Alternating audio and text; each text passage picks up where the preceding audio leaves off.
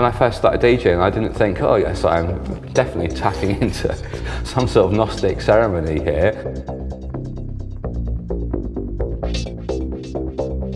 Over the years, when you kind of analyse what you do, you're in a usually square or rectangular room, there's smoke and there's coloured light. But to me, it began to dawn on me that there is a little bit more to it than that. There are religious ceremonies going back thousands of years that use smoke, coloured lights and music. It is that basic human need for transcendence.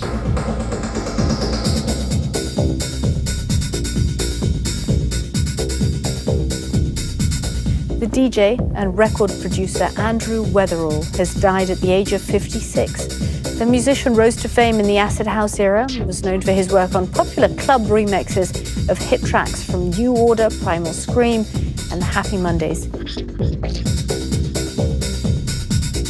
You don't expect the passing of your best mate to be commemorated on News at 10, but I guess that's a testament to how much influence and a big deal that he was. On the day Andrew Weatherall died, I was absolutely gutted. He did touch a lot of people's lives in a profound manner.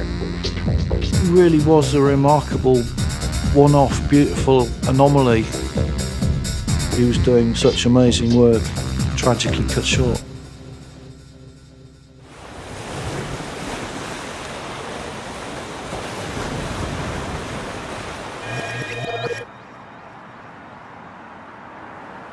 I think I first became aware of Andrew in the summer of 1989, a house party in Clapham. Everybody else is wearing dungarees and kickers and big baggy t-shirts. Andrew came down, leather trousers, engineer boots, long hair, just looking like a Hell's Angel.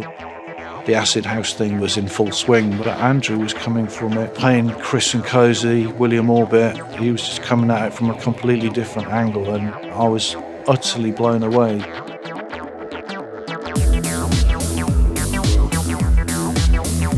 I'd been playing at clubs that people wanted to go to, and those bands were at those clubs. So it seemed only natural that they would ask me to make their records sound like the records I was playing or they were dancing to. I was on those dance floors every weekend. That's the knowledge that I was bringing, and the structures and the sounds of those records.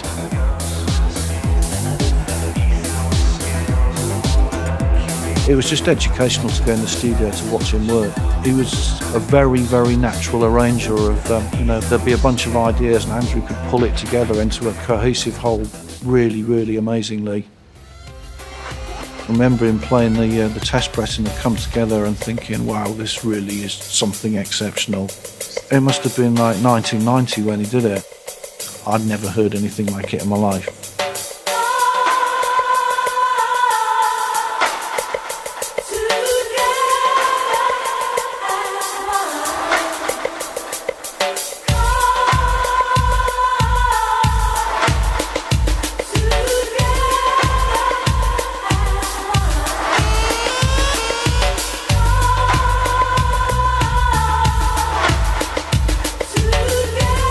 Probably a matter of weeks after hearing Screamadelica, I would have seen his name crop up on remixes of Happy Mondays and Saint Etienne. We weren't really thinking of producers back then, we were thinking of bands. The first time Andrew Weatherall came to Galway, the place was roadblocked. It was going absolutely berserk. It was a night that people were talking about a year or 2 years later, so we knew we had to bring him back. We approached his agent. We sold her the idea of an intimate venue with a really up for a crowd where he could get away with playing whatever he wanted. He walked in, took over the DJ booth and played what he would have called butt-stupid techno music for maybe 2 or 3 hours solid. And right at the end of the night, he just said, that was one of the most amazing experiences. When can we do it again?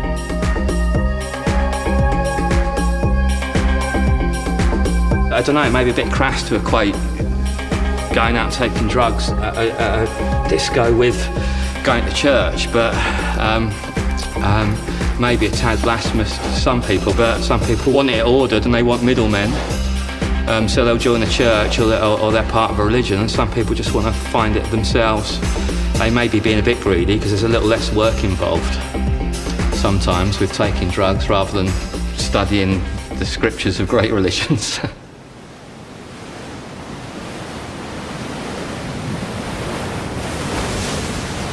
I read an interview with Andrew where he said that he was picked up by a fisherman from Cork and driven to a gig.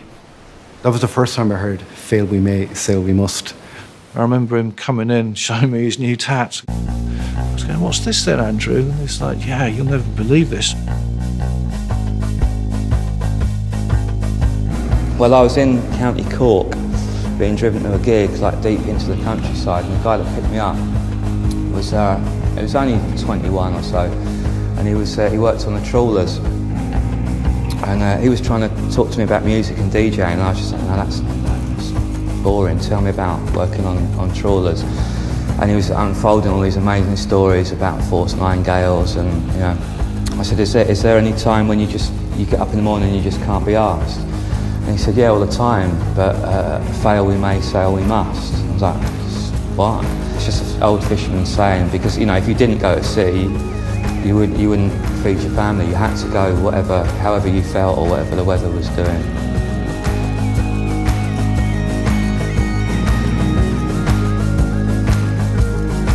A year after Andrew Weatherall's death, I just sent out an innocent tweet. Does anyone know who the fisherman was? It might have been a myth. It could have been like a salty old seafaring tale told by Andrew. Nobody really knew if the fisherman really existed. I was just down the pier fixing it, and next thing one of my friends rang me and said they're looking for you on the internet and on the radio. I needed to see proof, and the proof it was almost too good to be true. When Keane first rang me, he was blown away that I had never heard anything about it, never heard much about Andrew since. He had no idea that for 13 years people were wondering who he was, where he was. He had been completely oblivious. I knew nothing about him. I literally told my friends that I was doing a favour, pick him up. I wanted to know about his life and DJing and travelling all over the world, and he just said it's all disco and bullshit, tell me about the sea. He came up with one particular incident on the boat where my father had fallen down and broken his leg. I was only new on the boat at the time, and we're out in the storm, and I think he was just blown away that I was just this young guy who was almost, you could say, fearless about what I did, because you kind of have to be. And I said, fail she may, but go she must.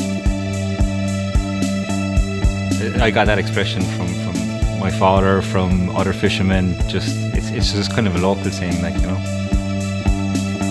The next day then he was just engrossed in fishing again, and he just wanted to know more and more and talking about it. And you can do a lot of talking in 3 hours, especially if you're me. When I got him to the airport, then he just stuck his head back in the door and he just said, "What was that saying again?" That mantra, that saying, relates to everyone. You know, some days you just gotta get up and you gotta get on, and I think that's why people relate to it. We might fuck this up, lads, but we're going to give it a go anyway. It's brave, isn't it? And it's honest. And the whole mantra then ripples out into the world of music and art. Some of the stuff that I've seen is absolutely incredible. The amount of music that's been made, street art, writing. The sides of buildings were painted with it. Other people had tattoos of it. I was like, this is mad. He's inspired people to pick up the torch and carry it on and run with it, and I think that's what he would have liked. It's just a beautiful thing to be part of, and the phrase "fail we may, sail we must" had become a mantra, had become a battle cry, his epitaph, a way of bringing people together. And now we had found the source of the phrase. The thing for me that I think is a big pity is that, like, he took so much from it, made it into such a mantra that it would have been really nice to actually have met him before he passed away. The whole of Andrew's life had been an adventure, and I feel very fortunate to have played a small part of it.